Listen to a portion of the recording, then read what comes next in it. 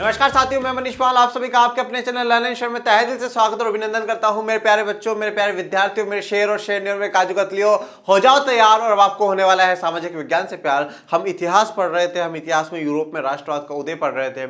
अध्याय 1 है, लेक्चर 3 पढ़ चुके, काफी कुछ पढ़ चुके, काफी कुछ हम जान चुके हैं। तो वो लेक्चर्स आप जरूर देखिएगा। और फिर आज लेक्चर 4 हम लोग शुरू करते हैं। तो आज जो हमारा टारगेट है, आज हमें क्या क्या पढ़ना है, ये वेरी इंपॉर्टेंट है। हम जान लेते हैं कि आज के लेक्चर में हम कौन कौन से टॉपिक कवर करने वाले हैं। तो क्रांतियों का युग 1830 से 1848 वाला है क्रांतियों का युग। इसमें फ्रांस की क्रांति जो होती है बाद में वो भी जानेंगे। यूनान का स्वतंत्रता संग्राम जो पूरे यूरोप के लिए क्या है, एक मिसाल बनकर के कायम होता है और पूरे यूरोप को एक मिसाल देता है कि क्या है, हमें अपना राष्ट्र राज्य बनाना चाहिए। रोमानी कल्पना और राष्ट्रीय भावना क्या है, ये रोमानी कल्पना बहुत इंपॉर्टेंट है, वेरी वेरी इंपॉर्टेंट वर्ड है। और हमारे भारत के राष्ट्रवाद में रोमानी कल्पना क्या थी वो भी हमें जानना है। और पोलैंड की कहानी जानकर के आज का जो लेक्चर है हम उसे एंड कर देंगे। तो हम लोग शुरू करते हैं 1830 की क्रांतियों से। अब देखा, हम लास्ट के लेक्चर्स में भी ये चर्चा कर चुके हैं कि बार बार में क्या है, क्रांतियां हो रही हैं। और ये जो क्रांतियां हो रही हैं, ये क्रांति लेकर के कौन आ रहा है, ये क्रांति कौन लेकर के आएगा। ये क्रांति ना तो अमीर वर्ग लेकर के आ रहा है और ना जो निचला वर्ग है, पिछड़ा वर्ग है वो लेकर के आ रहा है। ये क्रांति जो लोग लेकर के आ रहे हैं, ये मध्य वर्ग के लोग हैं। ये मध्य वर्ग के लोग हैं जो क्या है, क्रांति लेकर के आ रहे हैं। और जो क्रांति मध्य वर्ग के लोग लेकर के आ रहे हैं, ये क्या है, किस प्रकार के लोग हैं, उदारवादी लोग हैं। जो उदारवाद चाहते हैं, क्या है, जो लिबरलिज्म चाहते हैं, उदारवादी ये लोग हैं। उदारवाद क्या होता है हम लास्ट के लेक्चर्स में जान चुके हैं। उदारवाद, सामाजिक उदारवाद क्या है वो हमने जाना था। आर्थिक उदारवाद क्या है हमने वो भी जाना था। राजनीतिक उदारवाद ये था कि समानता हमें राजनीतिक रूप से मिले। तो उदारवाद की बात हो रही है। तो मध्य वर्ग जो है वो क्या है, उदारवादी है। और यही मध्य वर्ग क्या होगा, राष्ट्रवादी होगा। और राष्ट्रवादी होने का मतलब क्या है कि आपके मन में अपने देश के प्रति क्या हो, प्रेम हो। आपके मन में क्या हो, अपनेपन की भावना हो कि अगर ये एक भाषा बोलता है, ये अगर मेरे देश का नागरिक है तो हम सब एक है। हम किसी भी प्रकार से हमें अलग नहीं होना है। अपनेपन का भाव मतलब बार बार में ये जो चैप्टर है ना, भारत में राष्ट्रवाद हो चाहे यूरोप में राष्ट्रवाद का उदय हो, कहीं पर भी हो, ये वाला जो शब्द है ना बहुत इंपॉर्टेंट है। अपनेपन का भाव, अपनेपन का भाव। और ये अपनेपन का भाव क्यों आ रहा है, क्यों डिमांड करी जा रही है कि अपनेपन का भाव होना चाहिए। हम सब एक है। एक भाषा के ऊपर जोर दिया जा रहा है, बोलियों के ऊपर जोर दिया जा रहा है। अपनेपन का भाव क्यों, क्योंकि ये क्या चाहते हैं, राष्ट्र राज्य चाहते हैं। और राष्ट्र और राज्य का मतलब क्या है, जहां पे एक सामूहिक संस्कृति हो, जहां पे संस्कृति क्या होनी चाहिए, एक होनी चाहिए। और जब संस्कृति एक होगी तभी क्या कहलाएंगे, वो राष्ट्र राज्य कहलाएंगे। तो आज जो हमारी मुख्य चर्चा रहेगी वो संस्कृति के ऊपर रहेगी। हम रोमानी आंदोलन की बात करेंगे। रोमानी आंदोलन संस्कृति से बहुत जुड़ा हुआ है, तो संस्कृति के बारे में आज हमें चर्चा करनी। तो राष्ट्र राज्य की जो बात है, जो अब क्रांतियां हो रही है, ये क्रांतियां हो क्यों रही है। सबसे इंपॉर्टेंट बात तो ये कि क्रांति हो क्यों रही है, क्योंकि हमने लास्ट के लेक्चर में पढ़ा है वियना संधि हुई है। पढ़ा आप सभी ने, लास्ट के लेक्चर में हमने पढ़ा है वियना संधि हुई है। कब हुई वियना संधि, 1815 में हुई। और इसकी अध्यक्षता किसने करी, ड्यूक मेटरनिक ने करी। और जूसेफ मैथ्सनी जैसे लोगों को क्या बोला कि समाज के लिए क्या है, ये खतरनाक लोग हैं, समाज के दुश्मन है। तो वियना संधि होती है। और जब वियना संधि होती है तो इस वियना संधि के तहत क्या होता है, रूढ़िवादी सत्ता फिर से पूरे यूरोप में कायम करी जाती है।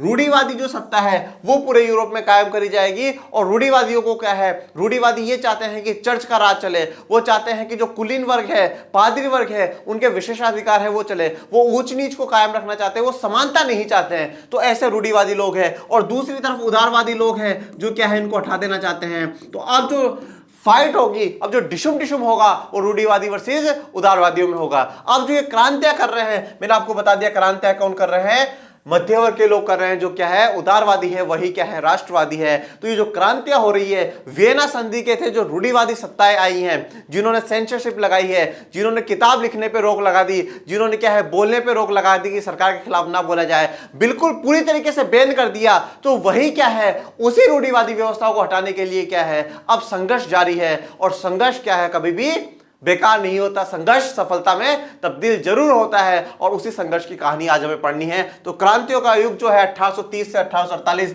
ये जो क्रांतियां अब हो रही है, बार बार मैं दिमाग में बात को ध्यान रखना, अब जो क्रांतियां हो रही हैं ये क्रांतियां रूढ़िवादी सत्ता को हटाने के लिए है। और ये वियना संधि किस किस के लिए हुई, इसका फायदा किसको मिला, रूस को मिला, इसका फायदा किसको मिला, पर्शिया को मिला, ठीक है, इन लोगों को इनका फायदा मिला, हम लास्ट के लेक्चर्स में जान चुके हैं। तो शुरू करते हैं आज की कहानी।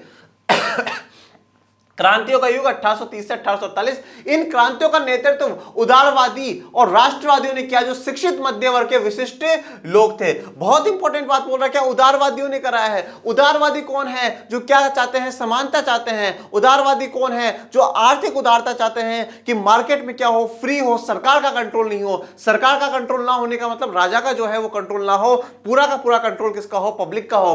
उदारवादी है। राष्ट्रवादी है, क्योंकि अब राष्ट्र की भावना जग रही है। हम पहले चर्चा कर चुके हैं कि पहले के जो देश है यूरोप के, वहां पे देश के प्रति प्रेम नजर नहीं आ रहा है, वहां पे प्रेम किसके प्रति है, राजा के प्रति है। जो निष्ठा है, जो भावना है, वो किसके प्रति है, राजा के प्रति है, देश के प्रति प्रेम नहीं है। पर अब जो उदारवादियों का जो प्रेम झलक रहा है वो कहां दिख रहा है, देश के लिए दिख रहा है। तो उदारवादी राष्ट्रवादी है, ये क्या है, क्रांति लेकर के आ रहे हैं। और इस उदारवादी राष्ट्रवादी में कौन है, मध्य वर्ग के लोग, मध्य वर्ग के लोग हैं। अमीर इसलिए क्रांति नहीं करता, पादरी और कुलीन वर्ग को क्रांति करनी ही नहीं है, क्योंकि उनको तो कोई प्रॉब्लम ही नहीं है ना, मजे चल रहा है ना, तो उनको कोई टैक्स देना है, सारे विशेषाधिकार उनको जीवन में मिले हुए, बढ़िया जीवन उनका चल रहा है, वो करेंगे नहीं। जो बिल्कुल बहुत गरीब है वो क्रांति कर नहीं सकता, क्योंकि उसके पास पैसा नहीं है। भाई क्रांति करने के लिए भी, रिवॉल्यूशन करने के लिए भी, आंदोलन करने के लिए, प्रोटेस्ट करने के लिए भी आपको थोड़ा बहुत तो पैसा चाहिए। बैनर बनवाओगे, झंडे लगवाओगे और इतने काम करवाओगे, तो उन कामों के लिए पैसा चाहिए।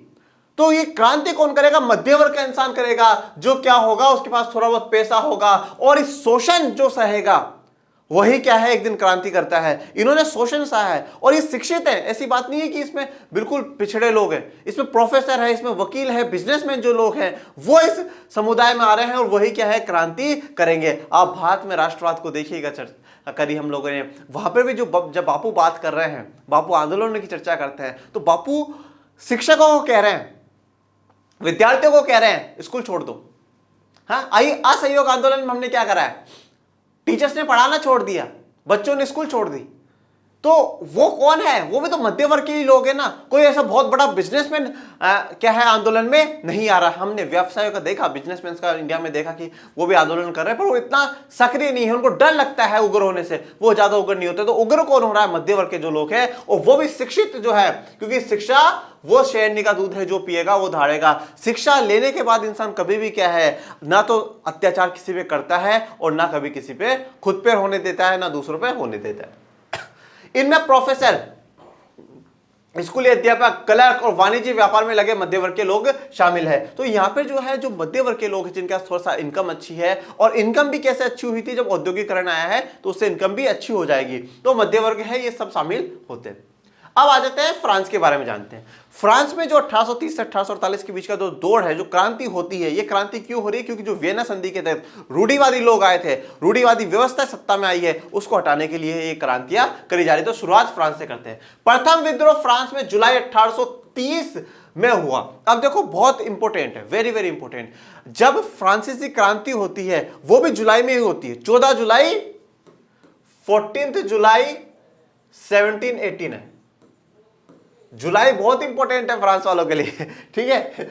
14 जुलाई 1789 में क्या है, उनकी क्रांति होती है, फ्रांसीसी क्रांति हम लोग पढ़ चुके हैं। और फ्रांस में अब प्रथम विद्रोह, रूढ़िवादी के खिलाफ जो विद्रोह हो रहा है वो भी जुलाई में हो रहा है, जुलाई 1830। और इसे हम क्या बोलेंगे, हम इसे जुलाई क्रांति भी बोलेंगे। जैसे कि भारत में जब 8 अगस्त 1942 को बापू कहते हैं करो या मरो, अंग्रेज भारत छोड़े, तो वो चलाया जाता है, उसे हम अगस्त क्रांति के नाम से हम उसे जानते हैं, क्योंकि वो अगस्त में बापू ने क्या है, वो अपना भाषण दिया था और उसमें कहा था कि करो या मरो, अब समय आ चुका है, तो कर दो, क्या कर दो, इनको लात मार दो, किसको, अंग्रेजों को, नहीं तो खुद मर जाओ, क्योंकि कोई सेंस नहीं बचा। अब क्या है, फाइनली यही है कि मैंने भगाना ही भगाना है। तो यहां पर भी आप ध्यान दीजिएगा, जुलाई क्रांति की जब जब बात हो तो जुलाई क्रांति, जुलाई 1830 की चर्चा करी जाएगी। कभी भी फ्रांसीसी क्रांति के बारे में मत लिख दीजिएगा, थोड़ी सी कॉन्सेप्चुअल, थोड़ा सा दिमाग खोल करके आप पढ़िए, आपको हर चीज क्या है क्लियर होती जाएगी। हो सकता है मेरे प्यारे विद्यार्थियों, मेरे काजू कतलियों, ये वर्ल्ड हिस्ट्री है, विश्व इतिहास से थोड़ा सा आपको दिक्कत हो रही हो, दिक्कत होती होगी, पर जब तक हम बैठे आपको दिक्कत नहीं होने देंगे। और बस थोड़ा सा आप क्या है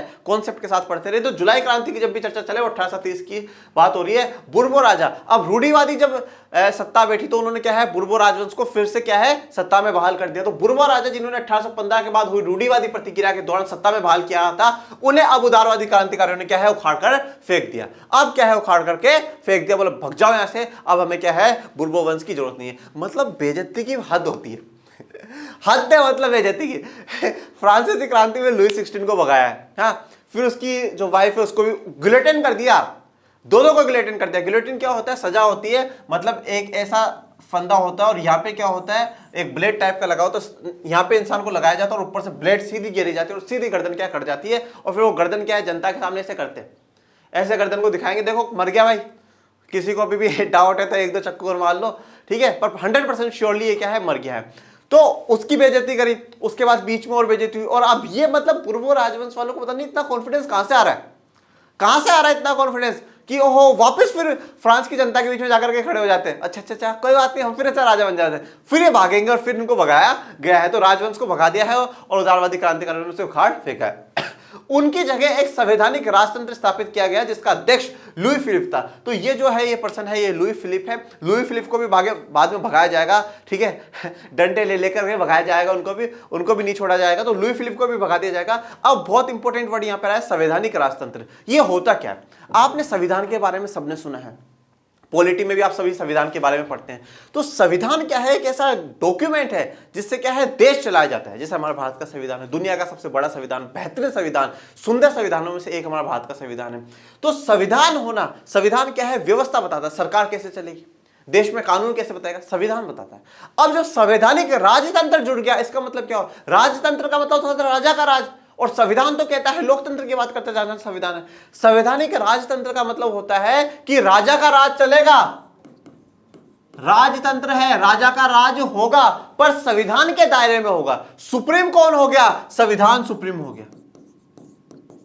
संवैधानिक राजतंत्र का मतलब होता है वहां पे ऐसे देशों में आपको राजा देखने को मिलेंगे, राजा रानी होंगे, जैसे कि ब्रिटेन में भी है राजा रानी है पर वहां पे संवैधानिक राजतंत्र है, वहां पे जो भी शक्तियां हैं वो सारी की सारी संविधान के तहत है। अब सिर्फ और सिर्फ जो राजा रानी है वो एक साइन मात्र के नाम मात्र रह जाएंगे, जैसे कि हमारे देश में राष्ट्रपति है वैसे रह जाएंगे, तो इसलिए उनकी ज्यादा वैल्यू नहीं रहेगी। अब जो पावरफुल है वो संविधान है। ये बात अब बार बार में देखनी है, समझने की कोशिश करिएगा कि हर जगह क्या है संविधान की बात हो रही है। आगे भी चर्चा होगी, संविधानवाद की बात होगी, संविधानवाद क्या है वो भी मैं आपको बताऊंगा। संविधान की चर्चा बार बार में हो रही है, संविधान की इंपॉर्टेंस आप समझने की कोशिश करिए कि संविधान की इंपॉर्टेंस कितनी है, कॉन्स्टिट्यूशन की इंपॉर्टेंस कितनी है।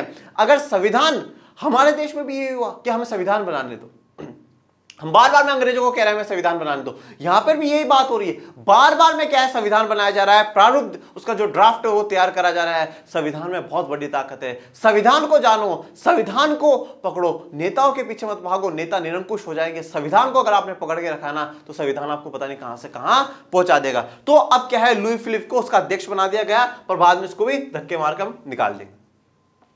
मेटरनिक कौन नहीं जानता है, ड्यूक मेटरनिक आपको बिल्कुल जानते हैं हम तो। और इनका बहुत ही फेमस डायलॉग है कि जब फ्रांस सीखता है तो बाकी यूरोप को सर्दी जुकाम हो जाता है। तो मतलब फ्रांस सीखता है तो बाकी यूरोप को सर्दी जुकाम हो जाता है। अगर ड्यूक मेटरनिक साहब आज जिंदा होते, आप सोचिए, कल्पना करिए, कल्पना करना बहुत जरूरी है विद्यार्थियों के लिए। आज अगर ड्यूक मेटरनिक साहब जिंदा होते तो चाइना ने कोरोना फैलाया है उस पर वो क्या कहते हैं, क्या विचार उस पर रखते हैं कि भाई चाइना जब जब खाना खाता है तो पूरी दुनिया को कोई ना कोई बीमारी हो जाती है। तो वो कुछ भी कह सकते थे, पर अब आज ड्यूक मेटरनिक साहब जिंदा नहीं है तो इसका हमें बहुत खेद है, नहीं तो चाइना में बहुत गजब की ये टिप्पणी करते हैं। तो इन्होंने कहा है कि जब भी फ्रांस सीखता है तो पूरे यूरोप को क्या सर्दी जुकाम हो जाता है। यहाँ पर ये मतलब ये नहीं कि फ्रांस सीखे, मतलब ये कि जब भी कोई भी गतिविधि, कोई भी एक्टिविटी फ्रांस में होती है तो उसका संक्रमण, उसका प्रभाव जो है वो क्या है पूरे यूरोप में देखने को मिलता है। मतलब इतना इंपॉर्टेंट फ्रांस हो चुका है कि उसकी कोई भी गतिविधि पूरे यूरोप को प्रभावित करती है। हमने लास्ट के में भी देखा कि वियना जो संधि हुई है, फ्रांस को कैप्चर करने की तैयारी है, फ्रांस को दबाने की तैयारी है कि फ्रांस वापस क्या है फले फूले ना, फ्रांस तरक्की ना करे, ऐसी चीजों पे रोक लगा दी जाए जिससे फ्रांस में फिर से क्या है क्रांति के विचार आए। लोगों में क्रांति का विचार है। तो फ्रांस बहुत इंपॉर्टेंट है। तो इसलिए कहा गया कि जब जब फ्रांस सीखता है तो पूरे यूरोप को क्या है, सर्दी जुकाम हो जाता है। जुलाई क्रांति से, अब जुलाई क्रांति कौन सी बात हो रही है, 1830 वाली। ब्रुसेल्स में भी विद्रोह भड़क गया। तो ब्रुसेल्स के बारे में आप सभी जानते हो, बेल्जियम हम लोगों ने पढ़ा हुआ है। तो ब्रुसेल्स में भी विद्रोह भड़क गया, जिसके फलस्वरूप United Kingdom of the Netherlands से अलग हो गया। बहुत ध्यान से सुनना बात, United Kingdom of the Netherlands, ये अलग बात है। United Kingdom of the Netherlands, ये ब्रिटेन वाला नहीं है, यूनाइटेड किंगडम ऑफ नीदरलैंड। अब मेरे पास इधर आ जाओ, अब क्या है, मानचित्र पर आ जाओ। मानचित्र के बिना जीवन क्या है, अधूरा अधूरा सा लगता है। अगर हम लोग भूगोल पढ़े और अगर हम लोग कभी कभार इतिहास पढ़े और अगर मानचित्र नहीं दिखाए तो भैया मजा नहीं है। ये देखो, ये आपको क्या है, ये नीदरलैंड देखने को मिल रहा है, ये आपको नीदरलैंड देखने को मिल रहा है। तो पहले क्या था, ये नीदरलैंड का भाग था। और हम लोग क्या है, जब सत्ता की साझेदारी पढ़ी तो मैंने आपको बताया नीदरलैंड क्या है, पड़ोसी देश है। नीदरलैंड है, लग्जमबर्ग है, फ्रांस है और जर्मनी। ये चारों क्या है, मैंने पड़ोसी देश आपको बताए थे। ये रहा फ्रांस सत्ता की साझेदारी में, ये फ्रांस रहा, ये छोटा सा क्या है, लग्जमबर्ग है, और ये इधर जर्मनी। ठीक है, तो ये चारों क्या थे, बेल्जियम, बेल्जियम के क्या थे, पड़ोसी देश थे ब्रुसेल्स से। तो नीदरलैंड का क्या ये भाग था। पर बाद में जब क्या होता है, जुलाई क्रांति होती है। जुलाई क्रांति देखो, अब जुलाई क्रांति कहां पर हुई है, फ्रांस में हुई है। अब फ्रांस में हुई है मतलब फ्रांस ने छींक दिया। तो छींकते ही क्या है, जैसे मान लो मैं छींक दूं, मेरे पास यहां पे खड़ा, तो सबसे पहले वो बीमार कौन होगा, मेरे बाद मेरे पास में खड़ा इंसान होगा। तो फ्रांस के सबसे पास में कौन है, बेल्जियम है। तो भैया सबसे पहले सर्दी जुकाम किसको लगेगा, बेल्जियम को लगेगा। मतलब सबसे पहले क्रांति का प्रभाव कहां होगा, पूरे यूरोप में होने से पहले बेल्जियम में होगा, क्योंकि पास में है, नजदीक है। तो भैया बेल्जियम में प्रभाव ऐसा हुआ कि बोला अब हमें नीदरलैंड के अंडर में नहीं रहना, और नीदरलैंड से क्या है, यूनाइटेड किंगडम ऑफ नीदरलैंड से बेल्जियम है वो अलग हो जाएगा। ये रहा हमारा प्यारा सा छोटा सा बेल्जियम। अब आ जाते हैं यूनान का स्वतंत्रता संग्राम। यूनान को ग्रीस कहा जाता है। ग्रीस कंट्री के बारे में आपने सुना होगा, हम बहुत सी बार देखते हैं ग्रीक वर्ड, ठीक है, ग्रीक वर्ड के बारे में आप लोगों ने बहुत सी बार सुना होगा। तो यूनान जो है, ग्रीक जो है, वो उसी की चर्चा कर रहे हैं, यूनान का स्वतंत्रता संग्राम। यूनान मतलब पूरे यूरोप में क्या है, एक मिसाल कायम करता है। यूनान का जो आंदोलन होता है वो क्या है, एक मिसाल कायम करता है। और यूनान का आंदोलन थोड़ा सा इसलिए भी कहीं ना कहीं पॉपुलैरिटी बटोरता है, क्योंकि यूनान पे जो राज चल रहा है, जो ग्रीस पे राज चल रहा है, वो ऑटोमन साम्राज्य का चल रहा है। और ऑटोमन साम्राज्य जो है वो एक मुस्लिम शासक द्वारा चलाया जा रहा है। और यूरोप जो है वो पूरा क्या है, क्रिश्चियनिटी के लिए है, ईसाइयों के लिए। क्योंकि यूरोप क्या है, यूरोप पहचान बन चुका है ईसाइयों के लिए। आप प्रायवाची कह सकते हो, यूरोप मतलब ईसाई धर्म और ईसाई धर्म मतलब यूरोप। आज भी देख लीजिए यूरोप की जितनी मोस्ट ऑफ द कंट्रीज है वहां पे ईसाई धर्म ही आपको देखने को मिलेगा।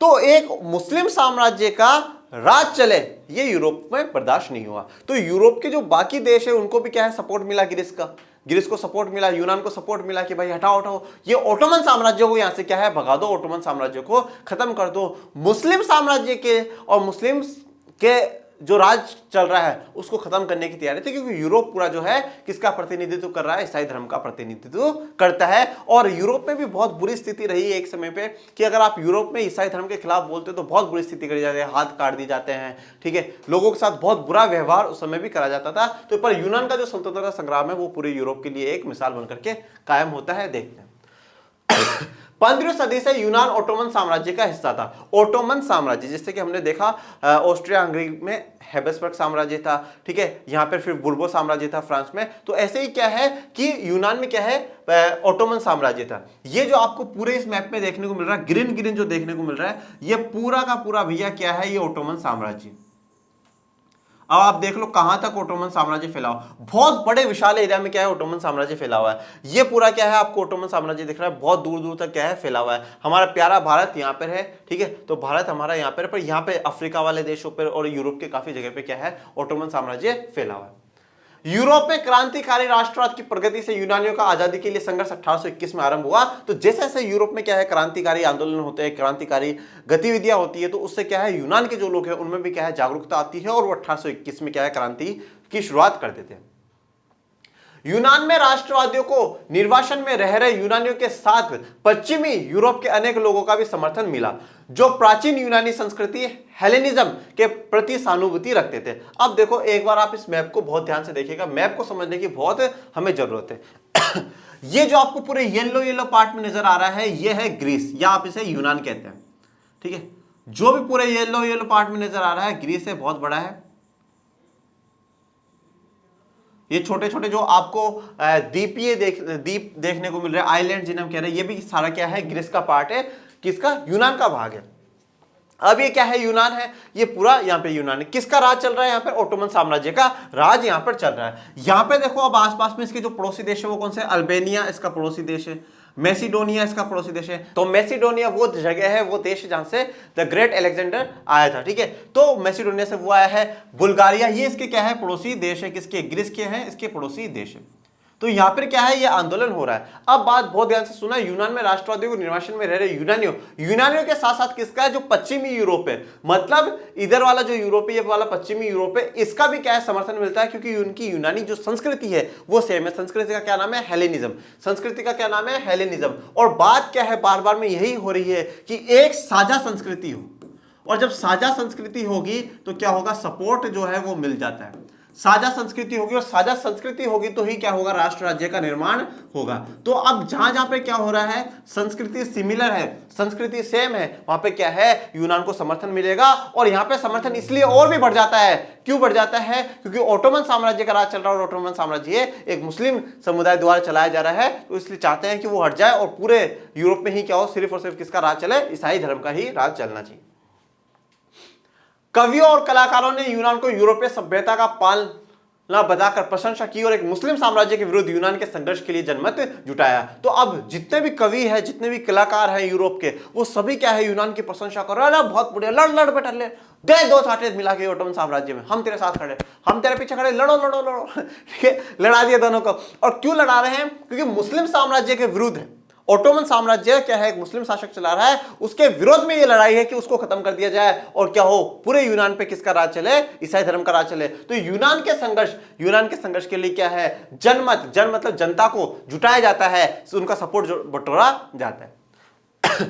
अंग्रेज कवि लॉर्ड बायरन, ये भैया ये यूथ सा जो आपको दिख रहा है, ये लॉर्ड बायरन है, कवि था, पोएट था, ने धन इकट्ठा किया और बाद में युद्ध में लड़ने भी गए, जहां 1824 में बुखार से उनकी मृत्यु हो गई। तो बहुत दुखद बात है, ठीक है। इस इंसान ने बहुत पैसा इकट्ठा करा कि नहीं हम यूनान को जिताएं, ठीक है, युद्ध में भी लड़ने जाता है, पर बुखार से, सिर्फ और सिर्फ बुखार से क्या है, मौत हो जाती है। इसीलिए कहा जाता है कि मृत्यु क्या है, अटल सत्य है, वो कभी भी कहीं पर भी किसी के साथ आ सकती है, और एक ना एक दिन जरूर आती ही आती है। अंततः 1832 की कुस्तुनतुनिया की संधि ने यूनान को एक स्वतंत्र राष्ट्र की मान्यता दी। देखो अब कुस्तुनतुनिया क्या है, कुस्तुनतुनिया है एक जगह का नाम है। कुस्तुनतुनिया क्या है, टर्की, जो आज का मौजूदा टर्की है, ये आप मैप में देखिए, ये जो आपको आज का मौजूदा जो टर्की देखने को मिल रहा है, तुर्की जिसे हिंदी में कहा जाता है, हिंदी में तुर्की कहा जाता है और इंग्लिश में टर्की उसे कहा जाता है। तो जो टर्की है उसकी एक जगह यहाँ पे सी है, ये वाला जो भाग है ना, इस वाले भाग पे है शहर, मान लीजिए आप एक शहर है कुस्तुनतुनिया, ये कुस्तुनतुनिया शहर है। बाद में 1930 में क्या हुआ, इसका नाम बदल दिया गया और इसका नाम इस्तानबुल कर दिया गया। क्या नाम कर दिया गया, इस्तानबुल। 1930 में क्या है, जो ये तुर्की शासन है उसने इसका नाम बदल के क्या है, इस्तानबुल कर दिया। तो कुस्तुनतुनिया की जो संधि हुई उसके तहत यूनान को क्या है, एक स्वतंत्र राष्ट्र देखने को मिला। ये जो है मैं आपको बता दिया, ये क्या है, ग्रीस है, ठीक है, ये ग्रीस वाला हिस्सा है। और आज भी अपना आखिरी जो जब लास्ट कंप्लीट करेंगे तो मैप में रिवीजन करेंगे कौन कौन सी कंट्रीज को हमने देखा है। अब आ जाते हैं रोमानी कल्पना और राष्ट्रीय भावना। देखो रोमानी कल्पना क्या है, रोमानी कल्पना सिर्फ और सिर्फ जो बात करता है वो सांस्कृतिक आंदोलन की करता है। रोमानी कल्पना ये कह रहा है कि जो राष्ट्र है ना, राष्ट्र राजा से नहीं बनता, राष्ट्र किसी चीज से नहीं, राष्ट्र भावनाओं से बनता है। और बात सत्य भी है, भावनाओं से बनता है, संस्कृति से राष्ट्र बनता है। संस्कृति में हमारे क्या आ रही हैं, हमारी जो कविताएं हैं, हमारी कविताएं हैं वो हमारे आ रहे हैं, लोकगीत जो है वो हमारे हैं, ठीक है, हमारे जो विचार हैं वो सब कुछ आ रहे हैं। तो रोमानी जो आंदोलन है, रोमानी क्या है, एक सांस्कृतिक आंदोलन है, एक कल्चरल मूवमेंट है जो चलाया गया कि भाई संस्कृति से जुड़ो। और क्योंकि बार बार समझाना चाहता हूं मैं आपको, साझा संस्कृति पे जोर दिया जा रहा है, क्योंकि साझा संस्कृति होगी तो अपनेपन का भाव आएगा। अपनेपन, जैसे मान लो आज है ना, आज जैसे मान लो मैं राजस्थान में रहता हूं, मैं राजस्थान में रहता हूं, राजस्थान में मैं हूं ना, जब तक तो मैं क्या हूं, बटा हुआ हूं। अरे मैं इस जाति का हूं, वो उस जाति का है, अरे मैं इस धर्म का, वो उस धर्म का है, वो ऐसा है, मैं ऐसा हूं, बटा हुआ हूं। पर मान लो कल को राजस्थान छोड़ करके मैं बंगाल चला गया और वहां मुझे कोई राजस्थान मिल गया, अरे राजस्थानी है, अरे भाई यार क्या है, दाल बाटी चूरमा बनाया क्या, ला ला, वहां पर हम राजस्थान क्या है, एक हो जाए, क्योंकि हमारी संस्कृति क्या है, एक है। मैं जाति धर्म भूल गया, ऐसे ही मान लो हम इंडिया इंडिया वाले हैं, अभी इंडिया इंडिया वाले हम एक है, ठीक है, हमें सब कोई बात नहीं, कोई अब इंडिया में हम कितना ही कर ले, ठीक है, भाई ये इस जाति का है, उससे भेदभाव करे, उसको हमारे कुएं से पानी मत पीने दो, उसको स्कूल मत जाने दो, वो उस धर्म का है, वो ऐसा है, हम भेदभाव कर रहे हैं। पर मान लो हम कहीं बाहर जाए, मैं अमेरिका चला गया कभी और मुझे क्या है वहां इंडियन मिल जाएगा, अरे भाई यार, फिर मैं उससे जाति नहीं पूछूंगा, फिर मैं उससे धर्म नहीं पूछूंगा, मैं सिर्फ क्या है संस्कृति जो है, कल्चर है, वो क्या है हमारा सेम हो जाए। और जब क्या है हमारा कल्चर सेम होता है, जब हमारी संस्कृति सेम होती है तो हमारी विचारधारा सेम होती है, और जब हमारे विचार सेम होते हैं ना तो हमें क्या है अपनेपन का भाव आता है, अरे ये भी भारतीय, मैं भी भारतीय, हम तो भारतीय हैं यार, मैं भी राजस्थानी, ये भी भाई राजस्थानी यार, राजस्थानी एक भाई।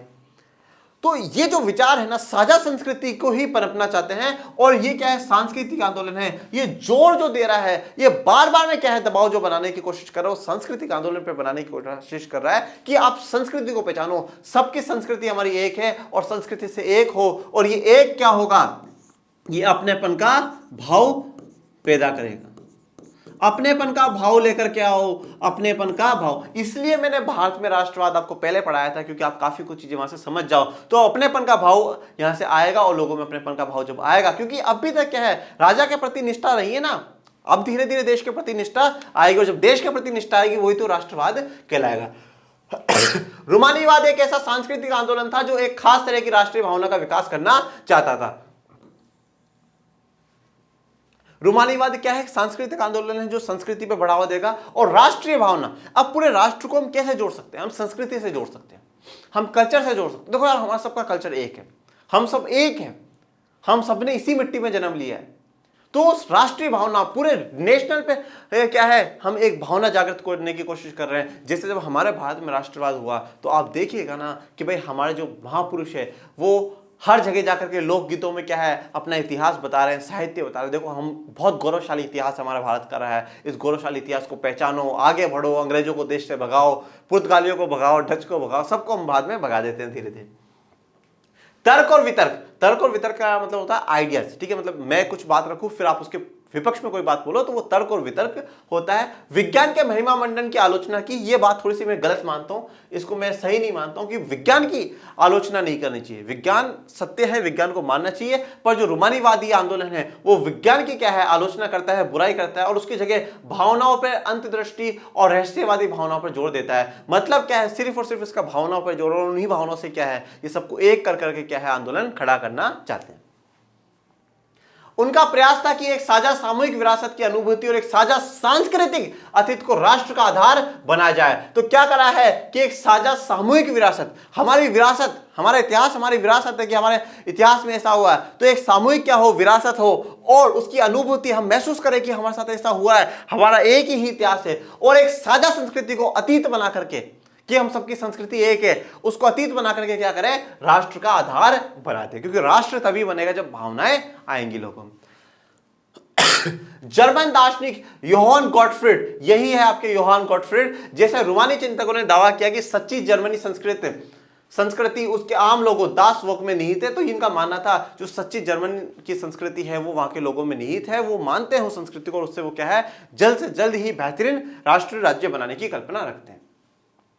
राष्ट्र वॉल्केस्ट की सच्ची आत्मा लोकगीतों, जनकाव्यों और लोक नृत्यों से प्रकट होती है। मतलब देखो अब जो राष्ट्र की सच्ची आत्मा है वो किस में है, लोक गीतों में, जो लोकल गीत हैं वहां के, जो लोकल गाने हैं, ठीक है। आप राजस्थान में आओगे, राजस्थान में अलग प्रकार से गाने गाए जाते हैं, बंगाल में जाओ, दक्षिण में जाओ, पूर्व में जाओ, अलग अलग लोक गीत है। जन काव्य कि भाई यहाँ पे जो इंसानों के काव्य हैं, पोएट्रीज है, उनकी बात करते हैं। लोक नृत्य जो यहाँ के नृत्य हैं वो आप देखो ना, नाटक के द्वारा लोगों को क्या है प्रेरित करा जाएगा कि भाई किस प्रकार से हमें क्या है अंग्रेजों को भगाना है, किस प्रकार से हमें आंदोलन को आगे बढ़ाना है। तो ये सारे काम क्या है राष्ट्र की सच्ची आत्मा होते हैं। स्थानीय बोलियों पर बल दिया गया, बहुत इंपॉर्टेंट। हमारे देश में भी यही हुआ ना, रविंद्रनाथ टैगोर बंगाल में रह रहे हैं, वो बंगाल के लोगों को क्या है प्रोत्साहित कर रहे हैं। तरीका सबका अलग अलग है, अलग अलग बोलियां हैं, परंतु लक्ष्य एक है कि हम सब क्या है भारतीय हैं और हमें अंग्रेजों को भगाना है।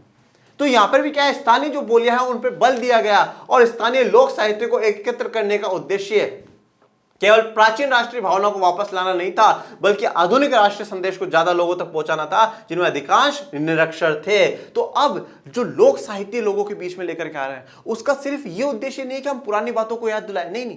अब ये भी है जो आधुनिक जो राष्ट्रीय संदेश, जो आज हम संदेश देना चाहते हैं देश को, वो भी दें। और ऐसे लोग हैं आज जो निरक्षर है, निरक्षर का मतलब क्या होता है, जो पढ़े लिखे नहीं होते, जो अनपढ़ है, ऐसे लोगों तक पहुंचाना इनका लक्ष्य है।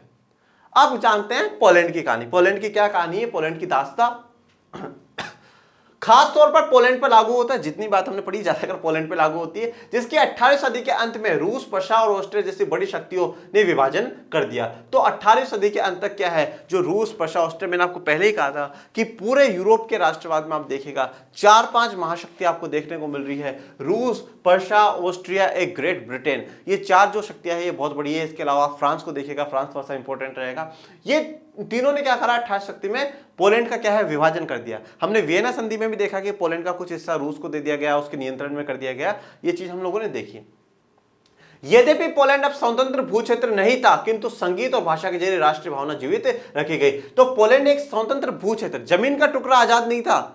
जमीन का टुकड़ा क्या है, रूस, प्रशा, ऑस्ट्रिया इन्होंने बांट लिया, इन्होंने अपने अधीन कर लिया, विभाजन कर लिया, परंतु ये संगीत से और भाषा के जरिए क्या है, राष्ट्रीय भावना में जीवित था। मतलब दिल से सब एक थे, चाहे जमीन कहीं अलग अलग रहे, ठीक है, अलग अलग रहते हो, पर क्या है, ये सभी दिल से क्या थे, एक थे। ये जो अब आपको इसमें ऑरेंज वाला देखने को मिल रहा है, ये वाला हिस्सा है, ये पोलैंड का हिस्सा है। ओके, तो ये क्या है, ये पोलैंड का हिस्सा है, जिसको 18वीं सदी में क्या है, विभाजित कर दिया जाता है। मसलन केरोल कुपिर्स्की ने राष्ट्रीय संघर्ष का, ये केरोल कुपिर्स्की है, ने राष्ट्रीय संघर्ष का अपने ओपेरा, ओपेरा क्या है, एक तरीके का म्यूजिकल थिएटर शो है, ठीक है। जैसे कि आप भारत में मान लो कि अलग अलग जो थिएट्रिकल शो होते हैं जिसमें डांस करा जाता है, म्यूजिक करा जाता है, तो ओपेरा वैसा है। संगीत के गुणगान से किया और पोलेनेश और माजुरका जैसे लोक नृत्यों को राष्ट्रीय प्रतीकों में बदल दिया। बहुत इंपॉर्टेंट, आप बहुत ध्यान रखिएगा कि एमसीक्यू सवाल ज्यादा पूछे जाएंगे इस साल। तो जब एमसीक्यू सवाल पूछे जाएंगे तो ध्यान रखिएगा, आपसे पूछ लेगा कि पोलेनेश और माजुरका क्या है, पोलेनेस और माजुरका क्या है। तो पोलेनेस को बात ध्यान रखिएगा, पोलेनेस, पोलैंड, पोलेनेस, पोलैंड, पोलेनेस, यहां की भाषा भी पोलिश है, पोलैंड की भाषा पोलिश, ठीक है, तो पोलिश। तो पोलेनेस और माजुरका क्या है, लोक नृत्य है, लोक नृत्य है। जैसे भाई आप राजस्थान में आओगे तो यहाँ के घूमर लोक नृत्य है, कालबेलिया लोक नृत्य है। तो ऐसे क्या है, अलग अलग लोक नृत्य होते हैं, तो वहां के जो लोकल डांसेस है उनका नाम है पोलेनेस और माजुरका। भाषा ने भी राष्ट्रीय भावनाओं के विकास में एक महत्वपूर्ण भूमिका निभाई। तो भाषा तो बहुत इंपॉर्टेंट भूमिका निभाता है ही है। रूसी कब्जे के बाद पोलिश भाषा को स्कूलों से बलपूर्वक हटाकर रूसी भाषा को हर जगह जबरन लादा गया। अब क्या हुआ, जब रूस ने कब्जा कर लिया पोलैंड पे, ठीक है, रूस ने कब्जा कर लिया पोलैंड पे, तो उसके बाद क्या हुआ, पोलिश भाषा को सारी जगह से हटा दिया गया, पोलिश भाषा को सारी जगह से स्कूलों में से हटा दिया गया और रूसी भाषा को बोला गया, रूस बोलो तुम, पोलिश मत बोलो। अब पोलैंड पे जहां जहां पे हिस्सा किसका है, किसका दावेदारी हो रही है, रूस की हो रही है, वहां पे रूसी भाषा बुलवाई जाएगी जबरन। 1831 में रूस के विरुद्ध एक सशस्त्र विद्रोह हुआ, ठीक है, एक विद्रोह होता है जिसमें आखिरकार कुचल दिया जाता है, पर उस विद्रोह को कुचल दिया गया। इसके अनेक सदस्यों ने राष्ट्रवादी विरोध के लिए भाषा को एक हथियार बनाया। तो राष्ट्रवादी जो विरोध करा उसके लिए भाषा को हथियार बनाया, एक भाषा के ऊपर जोर दिया और वो भाषा पोलिश थी। चर्च के आयोजन और संपूर्ण धार्मिक शिक्षा में पोलिश का इस्तेमाल हुआ। तो हर जगह ये लोग क्या कर रहे हैं, जो रूस सरकार है वो कह रही तुम रूसी भाषा बोलो, पर ये कह रहे नहीं नहीं हम तो पोलिश भाषा बोलेंगे। तो चर्च में भी कोई आयोजन हो रहा है, कोई शिक्षा का भी काम है, सारी जगह क्या है, पोलिश का इस्तेमाल कर रहे हैं। अब जब ये सरकार किसकी है, रूस वालों की है, क्योंकि उनके अधीन में काम करो, तो उनके हिसाब से तुम काम नहीं करोगे तो ये विरोध माना जाएगा, और विरोध माना जाएगा तो तुम्हें सजा दी जाएगी। इसका नतीजा यह हुआ कि बड़ी संख्या में पादरियों और बिशपों को जेल में डाल दिया गया। तो पादरियों को और उनको बिशपों को जेल में डाल दिया गया। बोला क्यों, बहुत ज्यादा नेतागिरी कर रहे हो, हाँ हम बोल रहे रूसी भाषा में करो, तुम पोलिश में बार बार में करो, गलत बात। रूसी अधिकारियों ने उन्हें सजा देते हुए साइबेरिया भेज दिया। तो ये वाला क्या है, रशिया का जगह है साइबेरिया, ये वाला जो आपको देखने को मिल रहा है ये साइबेरिया क्या है, जगह है रशिया की। तो वहां भेज दिया गया क्योंकि उन्होंने रूसी भाषा का प्रचार करने से इनकार कर दिया। तो रूसी भाषा का प्रचार प्रसार करने से उन्होंने क्या है, इनकार कर दिया, और पोलिश भाषा को बढ़ावा दे रहे थे, इसलिए भेज दिया गया। पोलिश भाषा रूसी प्रभुत्व के विरुद्ध संघर्ष के प्रतीक के रूप में देखी जाने लगी। तो पोलिश भाषा क्या है कि रूसी प्रभुत्व को खत्म करने के लिए, जो रूस का प्रभुत्व उसे खत्म करने के संघर्ष के रूप में देखी जाती है, और संघर्ष कभी भी बेकार नहीं होता। अब आज के हम इस एंडिंग में देख लेते हैं आज हमने किस किस की चर्चा करी है, और फिर आज की चर्चा को हम लोग खत्म कर देते हैं। तो ये आपको जो एरिया नजर आ रहा है, ये कौन सा एरिया है, ये पोलैंड, ये रहा पोलैंड, ये पूरा रशियन एम्पायर, ठीक है। उसके अलावा आज हमने किसकी चर्चा करी, आज हमने चर्चा करी ग्रीस की, वेरी वेरी इंपॉर्टेंट। तो ये वाला जो हिस्सा है ये आपको ग्रीस का हिस्सा देखने को मिलता है। ये ग्रीस का हिस्सा देखने को मिलता है। यहाँ पर जो है कुस्तुनतुनिया है, ठीक है, मैंने आपको बताया था ये टर्की वाला हिस्सा है, तो यहाँ पे क्या है आपको कुस्तुनतुनिया देखने को मिलेगा। उसके अलावा हमने आज चर्चा करी किसकी, नीदरलैंड की और बेल्जियम की, ठीक है, ये रहा फ्रांस यहाँ पे, ठीक है, लग्जमबर्ग यहाँ पर है, और ऑलमोस्ट जो कंट्रीज की आज हमने चर्चा करी है वो मुख्य रूप से यही है। तो इसी के साथ जो है आज हमारा लेक्चर है वो कंप्लीट होता है, लेक्चर 4 कंप्लीट। अब हम लोग लेक्चर 5 में आपसे मिलूंगा जल्द ही, और इसमें कोई भी प्रॉब्लम है आप कमेंट बॉक्स में जरूर डालिएगा, और अच्छा लगा ताबड़तोड़ कमेंट कर दो कि सर आप हो चुके तैयार और होने लगा है सामाजिक विज्ञान से प्यार। इतिहास नहीं, हिस्ट्री नहीं पढ़ रहे हैं, हाई स्टोरी पढ़ रहे हैं, कहानियों से दोस्ती हमें करनी है, तो बेहतरीन तरीके से आप पढ़ते रहिए, कोई भी दिक्कत आए पूछिए, और ज़्यादा से ज़्यादा अपने परिवार लर्निंग शेयर को बढ़ाते रहिए। लाइक करें, शेयर करें, सब्सक्राइब करें। Thank you so much. जय हिंद, जय भारत।